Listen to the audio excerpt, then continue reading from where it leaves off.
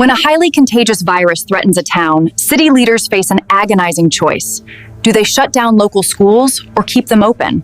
This massive decision is not based on guesswork. It is decided by a single, hidden mathematical threshold. Welcome back to STEMTalk.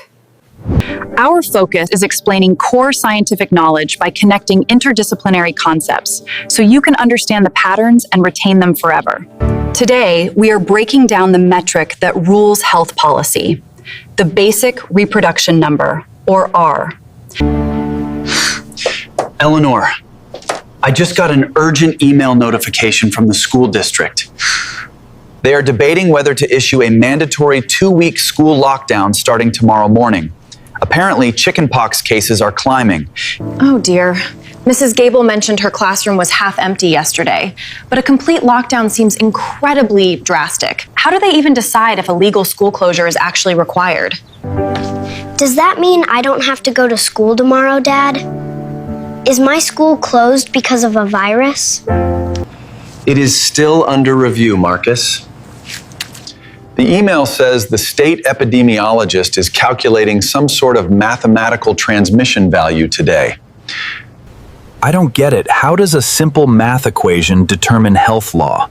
To understand why a state has the legal authority to close a school, we must look at the Basic Reproduction Number, or R0, is a measure of the transmissibility potential of an infectious agent. Simply put, it represents the average number of secondary infections produced by a single, typically infectious individual, in a population where everyone is completely susceptible.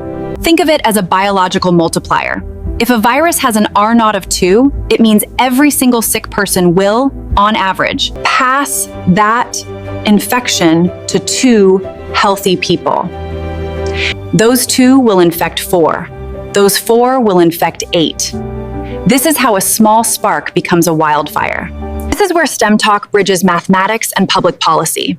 The entire legal framework of outbreak control hinges on this simple number line. If R0 is less than 1, the disease naturally dies out. But if R0 is exactly 1, the disease remains stable and endemic in the population. Different pathogens have vastly different baselines. For example, influenza typically has an R0 of 1 to 2, but measles has an astonishing R0 of 12 to 18, making it one of the most transmissible viruses known. When R0 climbs, public health laws must adapt to prevent systemic collapse. Whether you are calculating transmission dynamics in a schoolyard or managing international quarantine lines, the mathematics of transmission are absolute.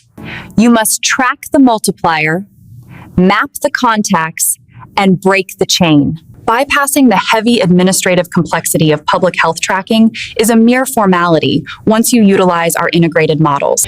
Do not let your local departments run blind against preventable transmission risks. Non-participation in advanced systemic tracking is a critical strategic failure. Go straight to our global science terminal at www.stemconnectonline.com right now to evaluate your sector's data alignment. Subscribe to STEMTalk. Stay locked in the story loop. Never lose your grip on the metrics.